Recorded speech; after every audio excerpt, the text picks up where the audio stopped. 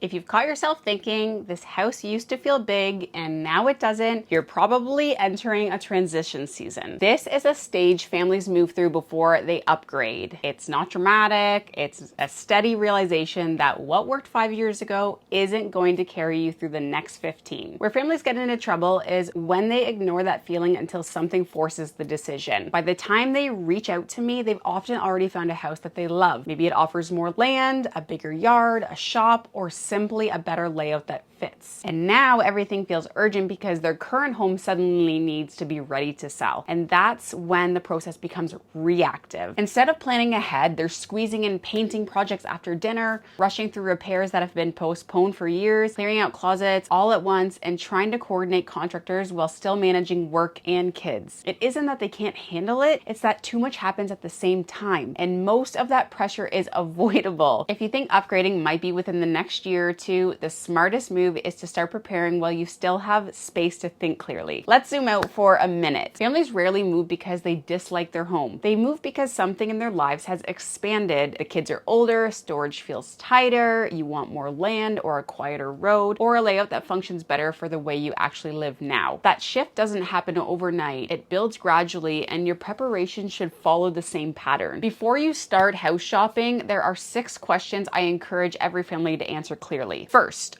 are you moving away from stress or towards something specific? Escaping frustration and intentionally upgrading are very different motivations. Second, what problem are you actually trying to solve? Is it square footage, layout, storage, land, school catchment, or noise? The clearer you are here, the more confident your decisions will be. Third, if you stayed in your current home for 3 more years, what would need to change to make that feel reasonable? Your answer often reveals how urgent this really is. Fourth, what does long-term mean for your family right now? Is that 5 years? Is it 10 years? Is it when the kids graduate? Finding that time frame is going to really matter. Fifth, can you afford this move in a way that feels comfortable and not just technically possible? Qualification is one standard, and sustainability for your lifestyle after you purchase is another. Sixth, have you spoken with a mortgage professional about potential penalties or fees for breaking your current mortgage, especially if you're in a fixed term? I've worked with families who were surprised by penalties well over $10,000. That doesn't mean you shouldn't move, but it does mean that you need the full picture before you commit. When you can answer those 6 questions confidently, you stop reacting to listings and start evaluating them strategically. On the selling side, preparation is practical. It means taking care of maintenance gradually instead of all at once, handling small repairs now, refreshing paint where needed, reducing clutter room by room instead of tackling everything in a rush. Buyers can sense when a home has been consistently cared for. That's especially true in rural properties where systems like wells, septic, outbuildings, grading, and roofing signal how a property has been maintained over time. Those details influence confidence, and addressing them early removes unnecessary pressure or price negotiations later. On the buying side, clarity does most of the heavy lifting. Understanding your numbers before you fall in love with a property changes everything. Knowing your equity position and watching market patterns ahead of time is going to prevent emotional overreactions. It also forces you to redefine what your next home actually needs to accomplish. In many cases, it isn't about more square footage, it's about better layout, usable land, functional storage, or a commute that works long term. If you're buying with me, you narrow your criteria intentionally so you aren't consistently second guessing yourself. We evaluate properties based on land quality, layout efficiency, resale strength, and long-term livability, not just surface features. As you walk through homes, your preferences are going to naturally evolve, and that's completely normal. We adjust your must-haves and your deal breakers as you gain clarity. When we believe we found the right property, I slow the process down and make sure we're still aligned with those fundamentals. We're going to confirm that the non-negotiables are covered and that we aren't overlooking something important simply because emotions are high. Excitement is part of the process, but impulse